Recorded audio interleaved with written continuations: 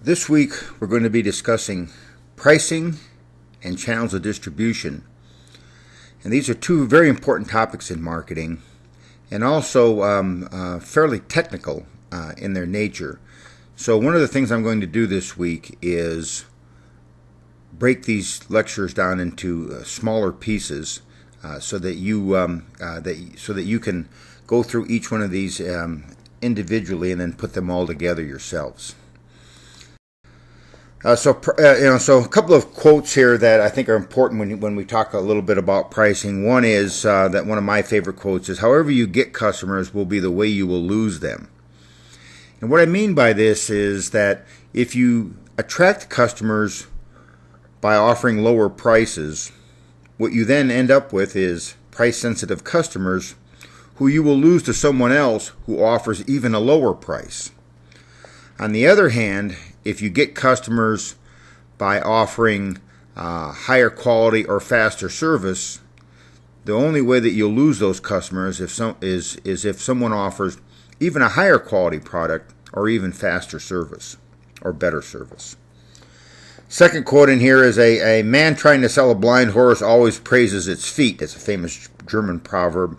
And of course, what this really means is that for many companies, they spend a lot of time lowering price, and of course the idea behind that would be that they focus on price when the real problem is perhaps their product doesn't offer enough value to customers. Everyone makes a living by selling something, R.L. Stevenson, and of course that's the idea that everybody has to sell something, and of course price is one of the key elements in making that exchange. Remember how pricing works, how the concept of exchange works. The idea behind exchange is that we trade things, and for most individuals, it's trading money for goods. Your book talks a little bit about bartering, how some people might trade one product for another. That's sort of an idea. But in reality, for the most part, when we talk about the theory of exchange and the idea of marketing as the science of exchange, the concept is that price is one of the elements that creates that exchange ratio. Pricing has become one of the most important aspects in marketing management today, and of course, a couple of real important things to understand here. Today, firms are using price as a competitive tool more often than any other time in the history of American business. And this is partially due to the fact that there is more information available about the prices that firms offer than ever before. You can go to the store and look at a price for something. Let's say that you're at Best Buy and you're looking at a Blu-ray player, and you can go up online on your cell phone, on your smartphone, and find out what everybody else is charging for that same thing. So as a result, firms today, you see firms using price as a competitive tool more often than any other time in the history of American business. And surveys of marketing executives indicate that pricing has become one of the most important and difficult aspects of their job. Is it really the most important aspect of marketing? Well, understand the importance of price. If I charge a price that's too low, I obviously don't generate as much revenue as I could have if I had charged a higher price. If I try to charge a price that's too high, many people won't buy my product, and once again, my revenues go down.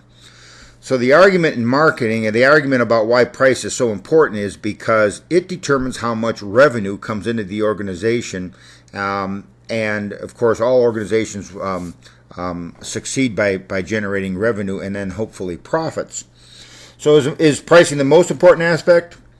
I'm not sure if it's the most important aspect, but it is one of those aspects where there's a lot of armchair quarterbacks. So no matter what price you're charging, someone thinks you should be charging a different price. Price is the easiest marketing tool to respond to a competitive move. So if your competition does something, whatever it might be, the easiest way to respond and the fastest way to respond is with price. You can change price faster than you can change any element of the product mix. You can't change attributes very easily, can't change promotion very easily, but you can change price almost immediately. It's the most often used promotional and competitive tool, as we discussed before, and it's the marketing decision that turns out how much money will come into the firm, as I just talked about. The concept is there's an optimal price, and if price is too high, you lose, and if prices are too low, you lose. And of course, pricing is one of the most difficult decisions facing marketing managers today. They're always second guessed about pricing. If you watch CNBC and watch any of the financial news, whenever they're talking to a CEO, it seems like part of the discussion is about how much you're charging for your product. But contrary to popular belief, nobody can determine the optimal price. We're going to be, if you remember your econ class, your two economics classes, your microeconomics class talks about setting price and this concept that there's an optimal price. And in we offer a pricing course in the marketing department, and we talk about optimal prices. But at the end of the day, no one can determine the optimal price because no one really knows exactly how everyone is going to react to a price change. If I try to raise my price, what does the competition do? What do customers do? And so you can get to a point where you have a price that is in the right area, but it might not be an optimal price. And then, of course, as we talked before, however you buy customers will be the way you lose them, and I want you to keep that in mind, that if you buy customers by lowering price, you're going to lose them to someone else who lowers the price even more. All right, some basic pricing information for the practicing manager. All right, first I want to talk a little bit about the Honda and Ford approaches to setting price. So when Honda gets ready to make a new automobile, very first thing they do is they talk about what kind of car they want to produce. So we want to produce when they got ready to produce their subcompact sedan called the Fit, the very first thing that Honda does is say, here's the price that we want to be able to charge for this automobile. This is the end price that we want consumers to pay. And then they work backwards from there, trying to produce the best automobile they can for that particular price. And so they start with price as one of their first decision tools in product planning, and then work their way back to how that vehicle how to best optimize the product mix for that vehicle to hit that price point. The traditional American approach, or what we call the Ford approach to setting price, is we say, well, we want to make a subcompact automobile, and so let's build one. And so they put together the vehicle, and when they get done, they say, here's how much it would cost, and then here's what the price will have to be for us to create the margins that we need to be profitable. Then they say, is that price too high or too low? If the price is too low, then they can add some additional elements to the automobile.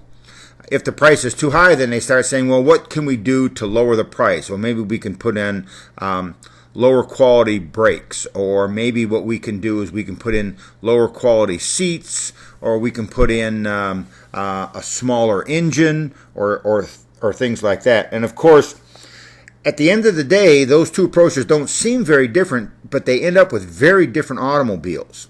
If you have the price already set, then it's much easier, I think, to optimize what the best mix of products will be to hit that price, as opposed to building your product and then deciding whether or not the price is too high, and if it is, trying to figure out what you're going to take out or how you're going to reduce the price. And so I want you to think about that the next time that you're involved in the decision about pricing.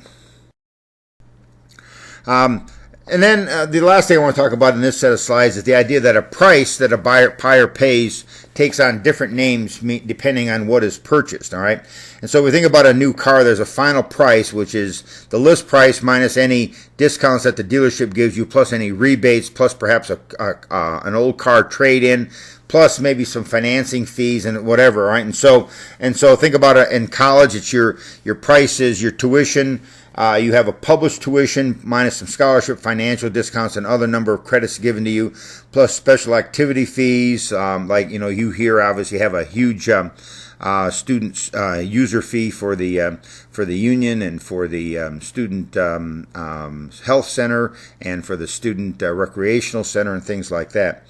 And so it's important to understand that the price that you see, the list price that you will see, is typically not the price that you pay for lots of products. On the other hand, if you go to the grocery store and you get ready to buy a 12-pack of soda and it says $4.99, when you go to the cash register to check out, it turns out that it's very difficult to negotiate that price down. You can't, most of the cashiers aren't really interested in negotiating price on an item-by-item basis. Once again, if you go back to the idea of the theory of exchange, when we talk about the exchange, it's not only the price that you pay for something is not only in terms of actual dollars, but you might also be paying a price in terms of the amount of time or the amount of or storage or something else that you have to do on your end to get to that price. An example is you go to Costco and you you decide you're going to buy ketchup at Costco, and of course it comes with 5 giant jugs of ketchup, which is like 4 gallons of ketchup. In reality, you get that ketchup cheaper at that price than you would at the grocery store, and we refer to that as a volume discount, of course. So you got a cheaper price, but the fact is that you now have to store that product. You have to store those other 4 bottles of ketchup other than the one you're using right now. And that has to then be figured into the whole concept of the overall price. So you have a bunch of money tied up now and a bunch of inventory tied up in ketchup. And for many of you, 4 or 5 large bottles of ketchup is a 2-year supply. All right, so when we think about price, think about total price, not necessarily the cash price.